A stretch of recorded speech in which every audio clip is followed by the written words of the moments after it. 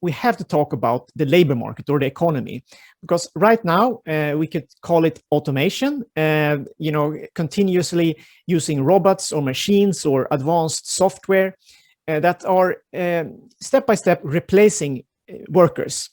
And there is a debate right now, of course. On the one side, you have primarily economists saying that, yeah, we have seen, different steps of improvements in history, and it has resulted in new types of work. So if, of course, the people will be replaced, but they will be replaced by new types of works, and it will be basically maybe 50-50 or even positive for the in terms of adding new workers to the market and from the ones that were replacing them. But on the other hand, I would argue that yes, but maybe if you're in your 50s, early 60s, and you're being replaced by this new technology, how are you going to be reschooled and be able to take this new work? You will still be out of work, so you will have a lot of people without an income. And the current economy is based on growth. And growth, I wrote a book about this. It's basically based on fossil consumption has enabled our economy to grow as it has the last 200 years. And as we continue, if we're not growing with people having enough income, if you have a decreasing labor income market or labor market, people won't be able to buy the products that the economy is producing. And Karl Marx will, of course, say that this is the classic example of a collapse of the capitalistic system. I would just say that it's logically a consequence of us, going 100% autonomous or 100% AI could in fact result in the collapse of the system, depending on how fast it would happen, obviously. Because if you can't produce and sell anything and there is no buyers, if you can overproduce but you cannot buy it, people don't have an income for it. What's the point of having this production? What's the point of having ownership? You could say. So we have to address the question of continuous automation and continuous development towards AI. How would this affect the labor market? This is a big question, I know, but I want us to a little bit talk about it, because we have to address this question. So the first thing I want to say about this is that in relation to the earlier discussion we had about artificial superintelligence, I think about these labor market issues as being about what will happen in a closer time perspective before we hit the superintelligence breakthrough. And Alcea Yudkowsky was one of the leading researchers in this field. He has a famous line about this, saying that, okay, you may ask what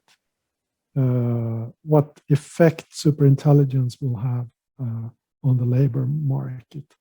And the answer is that this is like asking what happens if the moon crashes into the Earth in terms of US-China relations. Of course, it would have a huge effect on US-China relations, but even asking this question misunderstands the magnitude of the kind of things that will happen. So once we have superintelligence in place, I think that we can basically forget about everything in terms of the labor market as we now know it.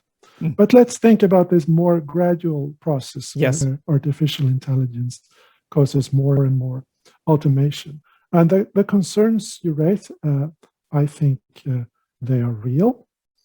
Now there are economists who say that the loss of supply and demand is going to, in the long run, maintain unemployment levels at normal levels, because as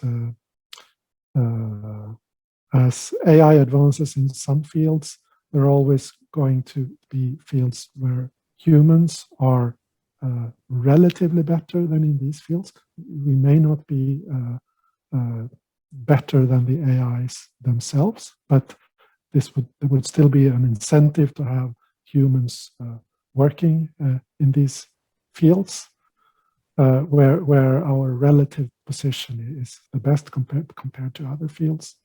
I don't think that that's a very convincing argument why everything would be all right, because salary levels would be affected, and the more that AI outcompetes humans in field after field, the more will it push down the competitive salary that a human can ask for.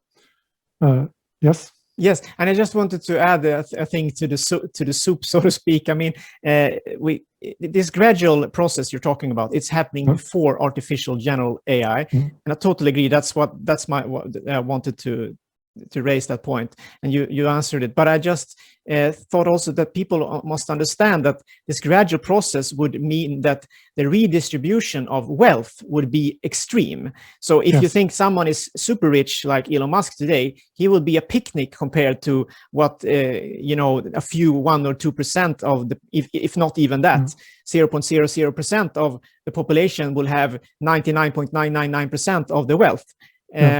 Because they are in control. If they are, before the AI, artificial general intelligence developed, they are in control of this super tool, this super AI tool, that has such a big effect on. They will basically produce everything. They will own the production of everything, and that transition from now to the future in 10, 15, 20 years is the big challenge as I see it, and that.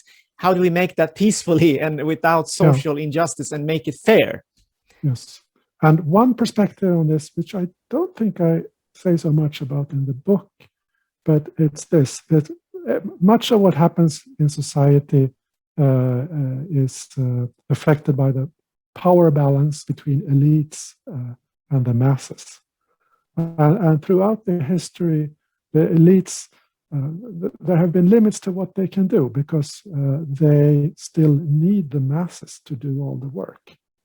But if we move towards a situation where the masses become unnecessary, I mean, the scenario almost speaks for itself that it might turn out to become incredibly dangerous, both for the masses and for the elite. Yeah.